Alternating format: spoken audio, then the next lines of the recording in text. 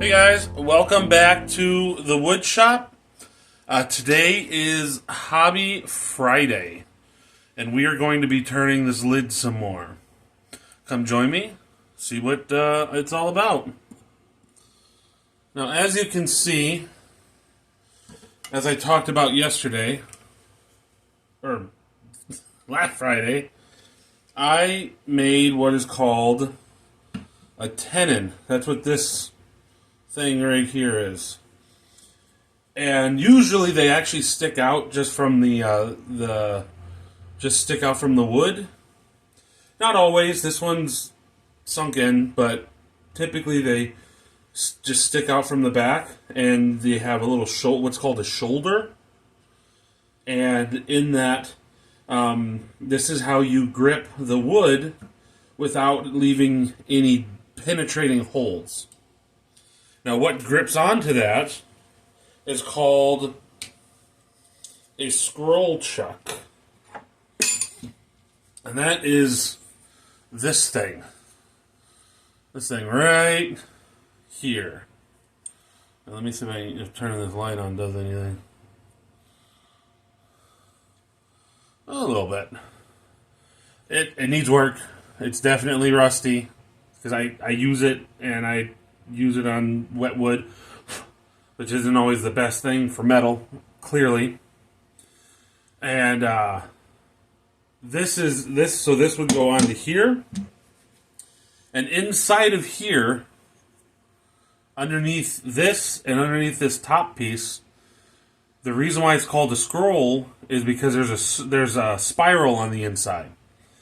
And these connect to that spiral at different parts of the arc. So whenever you tighten it up or loosen it, they do so evenly. I don't know if you can see how it's tightening and loosening up. There we go. As you can see. So, what I'm going to do is I'm going to stick this on here. Make sure that it's got a flat fit. Make sure I go in the right stinking direction. Tighten her down.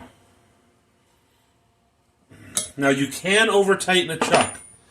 When it starts to crush the wood, not just grip it, you are going entirely too hard with it. And we don't want to do that. And this was the face. This was the faceplate. Held on by 4 screws. Probably a little bit of a small faceplate for this large of a piece of wood. But sometimes you don't have all the tools you need, so you make do with what you got. And always keep your hands and fingers clear of any moving objects. So now that's off. We can turn this bad boy around. Oof. Also be careful of splinters. Turn this. Get it on there. There we go. Now it is a little bit off. So what I'm going to try to do is I'm going to try to figure out where it's off at.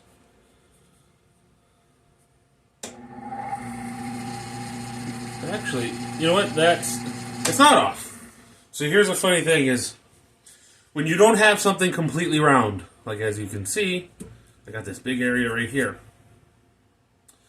When you don't have stuff that is completely rounded off, it can give the illusion that it's not centered and balanced by the way you see it. But if you were to fill these in and make them go with the shape that's already here, they would work. So, now that that's all explained, I'm going to quit yapping. I'm going to turn this face off, and I'll get with you on the next stage.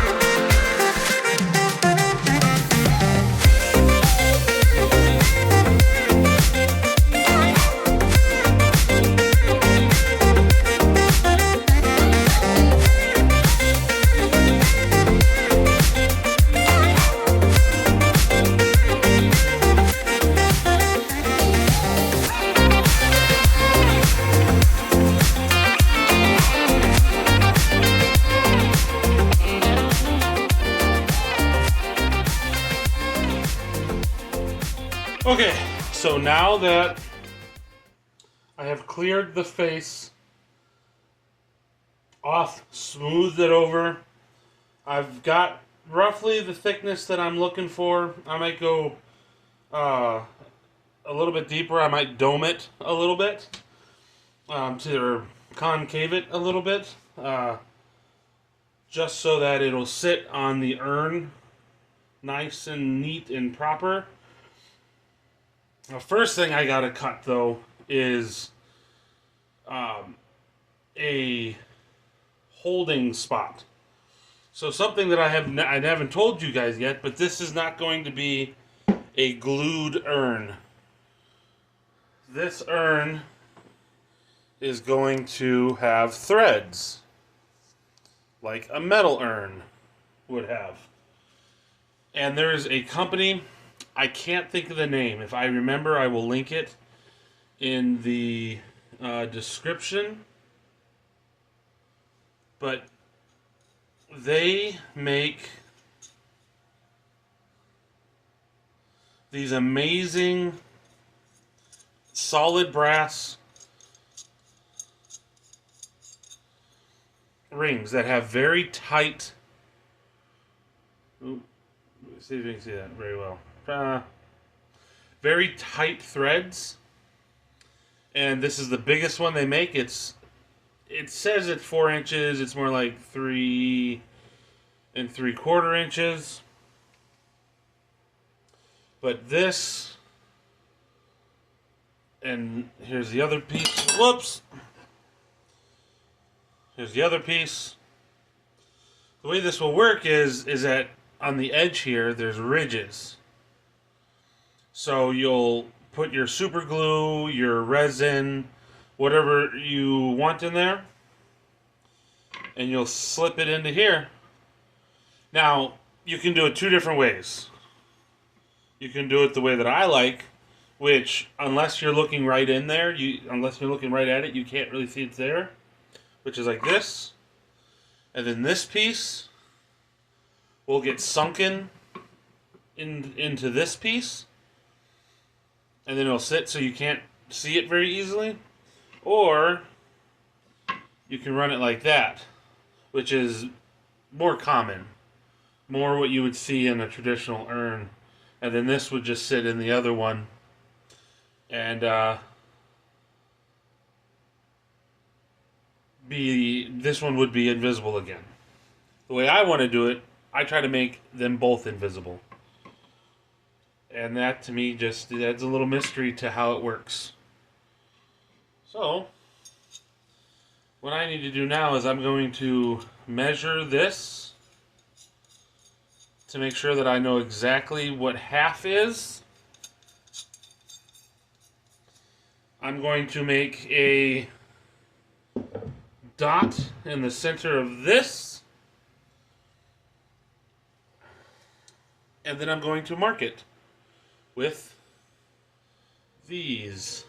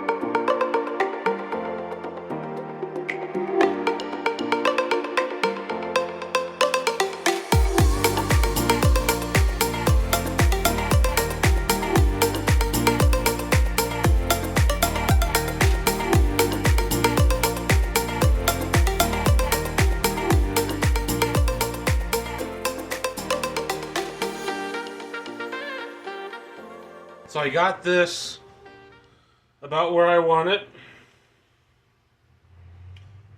And so now I'm going to start concaving the middle part so I can clean up the inside of here. I might even put a little chamfer here at the same time.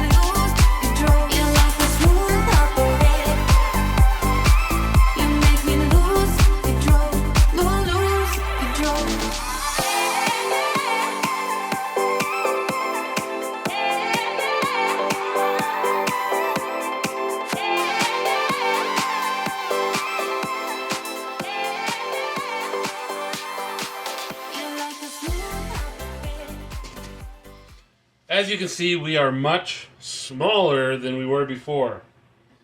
And I want this to be able to go through here. Because eventually, this will go onto here. And so,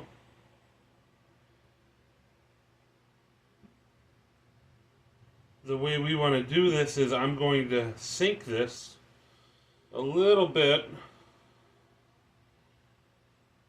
so that this fits on there nicely. I want the overall lid to be bigger than this lip right here with a chamfer that meets it right here. As best my ability as possible.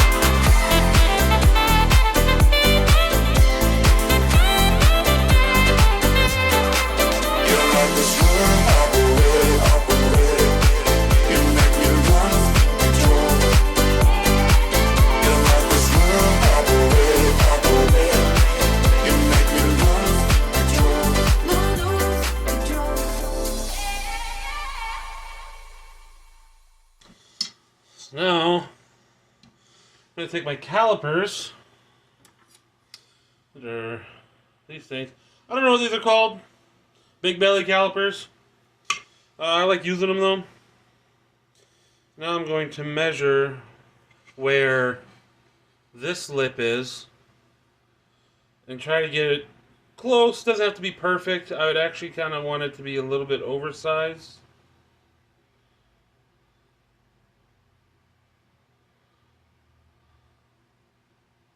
So that when I sand it, it'll fit better.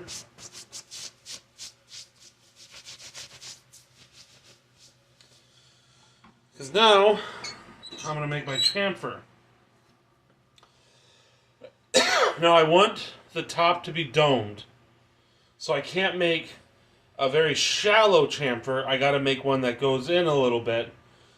But I don't want it to be too steep either. I want it to be about 90 degrees from where the curve would start.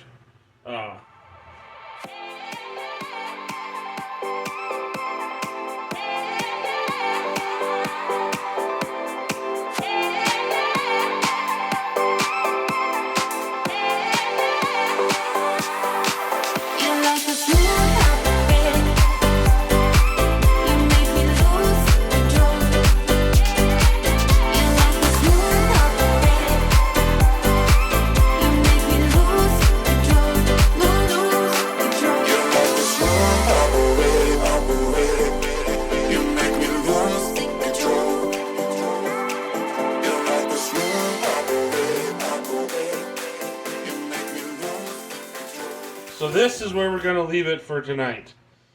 I actually did find a crack in this.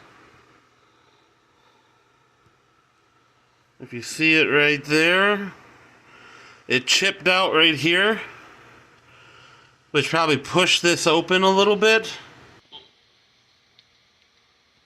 There, you can see me. I'm going to have to think about how to fix that, because I really don't feel like pouring epoxy all in this right here. And I don't want to fill it with super glue either, or hot glue, because it would be a pain to get out. So I'm going to have to wait and sit and think and figure out what I'm going to do next. You know, there's a few things I can do in between the next step and where I am now. I could sand a little bit because some of these are going to be the final surfaces. But tonight, this is where we're going to end it. Thanks for coming, guys. Remember, if we're going to change the world, we have to change ourselves and get creative. Have a good night.